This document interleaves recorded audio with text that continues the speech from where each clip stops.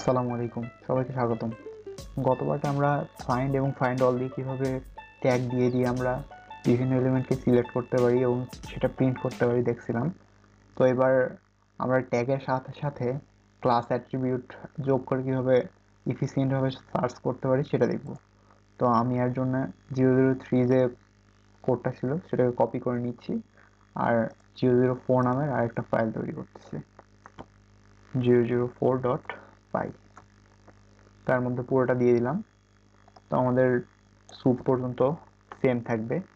দেন যেটা করব, soup dot find, এর মধ্যে তো আমরা দিয়ে দিতাম h2 বা h1 যেটাকে আমরা কল করতাম। তো আমরা ইন্সপেক্ট করে দেখে আসি আমরা কোনটা যাচ্ছি। আমরা যাচ্ছি এই পোস্ট। আচ্ছা, এই পি ট্যাগটাকে আমরা সিলেক্ট করব, শুধু ওয়ার্ডপ্রেস লেখা যেটা আছে এখানে, ওয়ার্ডপ্রেস যেটা লেখা আছে সেইটাকে। তো এর জন্য দেখতে পাচ্ছি এটাকে যদি আমি ইন্সপেক্ট করি এখানে, তাহলে পি ক্লাস হচ্ছে নেম। তো আমার এই ক্লাসটা লাগবে। আমি যদি আর সোর্স কোডটাতে দেখাই আপনাকে, তাহলে দেখতে পাবেন এখানে পি ক্লাস নেম আর ওয়ার্ডপ্রেস হচ্ছে আর ভিতরে টেক্সট। তো আমি যেভাবে সিলেক্ট করব সেটা হচ্ছে, এর মধ্যে আমরা পি ট্যাগটা দিলাম। তো এখন যদি আমি প্রিন্ট করি এটাকে,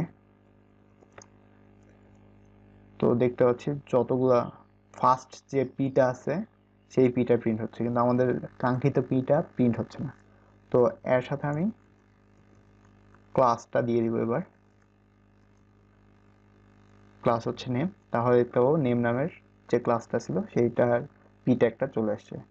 এখন যদি আমি ডট টেক্সট দিই, তাহলে দেখতে পাবো যে শুধু ওয়ার্ডপ্রেস লেখাটা চলে আসছে। তো এটা হচ্ছে ক্লাস অ্যাট্রিবিউট ইউজ করে কীভাবে সার্চ করতে হয়। তো আরও দেখে নেই। আর ক্লাস দিয়ে সাপোজ হচ্ছে পোস্ট নামের যে ক্লাস আছে সেই ডিপটাকে আমরা সিলেক্ট করব। তো এখানে পোস্ট দুইটাতেই আছে, তো ফার্স্টটাকে যেহেতু সিলেক্ট করবে তো করুক, সমস্যা নেই। আমরা ফাইন্ড অল ব্যবহার করবো এর জন্য।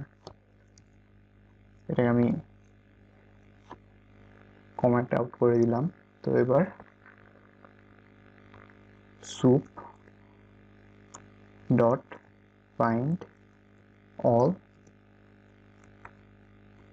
ডিপকে আমরা হচ্ছে টার্গেট করতেছি এবং যেখানে ক্লাস হচ্ছে আমাদের পোস্ট। আমি যদি এবার এটাকে প্রিন্ট করে দেখাই আপনাকে, তাহলে দেখতে পাবেন পুরো একটা দুইটা লিস্ট চলে আসছে। আমি যদি এখন একটা একটা করে এটা দেখতে চাই, তাহলে এটা একটা ভ্যারিয়েবলের মধ্যে দিয়ে নেই, অল পোস্ট,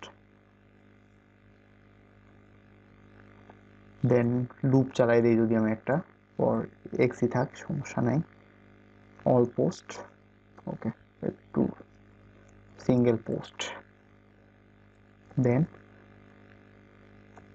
পোস্টকে আমি প্রিন্ট করব। তাহলে দেখতে পাচ্ছি আমার দুইটা পোস্ট আলাদা আলাদাভাবে প্রিন্ট হয়ে গেছে লিস্ট থেকে। তো এরপরে যদি আমার দরকার হয় পোস্ট ডট টাইটেলটা শুধু আমি প্রিন্ট করতে চাই, ডট ফাইন্ড এইচ ওয়ানটা, তাহলে দেখতে পাবো, দুঃখিত, এইচ ওয়ানকে স্ট্রিং আকারে দিতে হবে। তাহলে দেখতে পাচ্ছি দুইটার এই হেডিং আমার প্রিন্ট করে দিচ্ছে। এভাবে আমরা সার্চের মাধ্যমে, ক্লাসের মাধ্যমে কীভাবে সার্চ করতে হয় সেটা শিখে ফেললাম। তো আশা করি পরবর্তী পার্টে আইডিকে ব্যবহার করে কীভাবে আমরা সার্চ করতে পারি সেইটা দেখব। দেখতে পাচ্ছি এখানে আইডি আছে একটা, পি সাথে আইডি স্ট্যাটাস। তো এটা কীভাবে স্ক্র্যাপ করতে হয় সেটা দেখব।